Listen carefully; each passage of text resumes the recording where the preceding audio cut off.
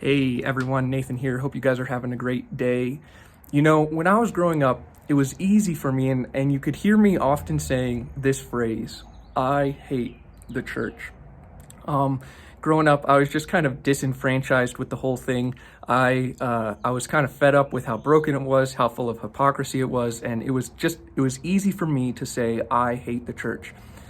But somewhere along the way, someone held me accountable and said, "Hey, you can't hate the church. The church is led by Jesus. It was Jesus's idea. Like that would be foolish for you to hate the church.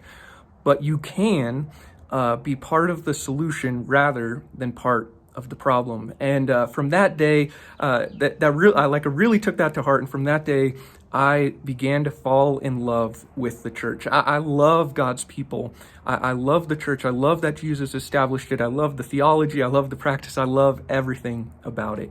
And there's one particular part that I've always just really been passionate about. And it kind of fits with my missional mentality, but it all begins on the day of Jesus' crucifixion. As you guys know, it's a crazy day. It gets dark, and there's no sunshine, and then there's like this earthquake, and all in the same kind of moment, the temple curtain is torn in two. And obviously, there's so much going on in that story that it can be easy to forget that one phrase, that the temple curtain was torn in two. But it's actually this really powerful, super deep, important moment. And that all begins back in the Old Testament, when the people of God, Israel, build their temple. They build it according to the way that God had them design it, but essentially there was like outer courts and inner courts, and then another area, and then there was this place called the Holy of Holies. And the Holy of Holies was thought to be the place where God's presence dwelt. And between the Holy of Holies and the rest of the temple was this curtain. And only one person was ever allowed to go into the Holy of Holies, and that was the high priest.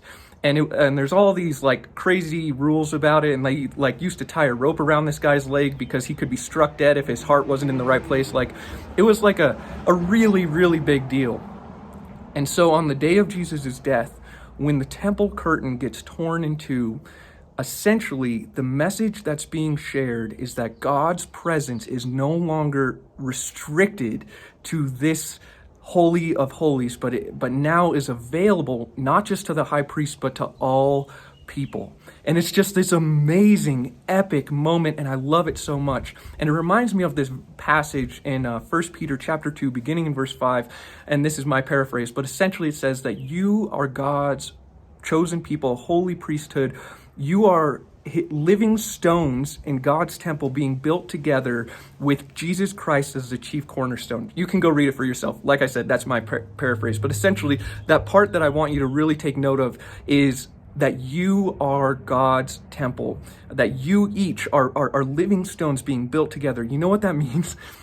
That means that God's presence is no longer restricted to the Holy of Holies. Now, because God's presence dwells in us, God goes with us wherever we go.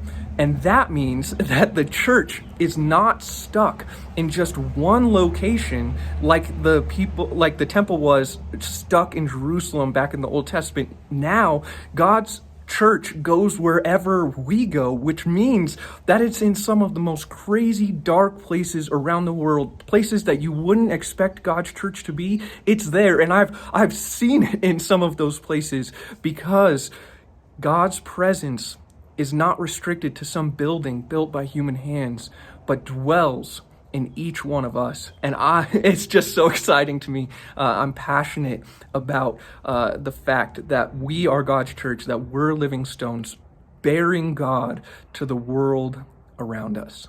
Anyway, hope you guys have a great rest of your day. God bless.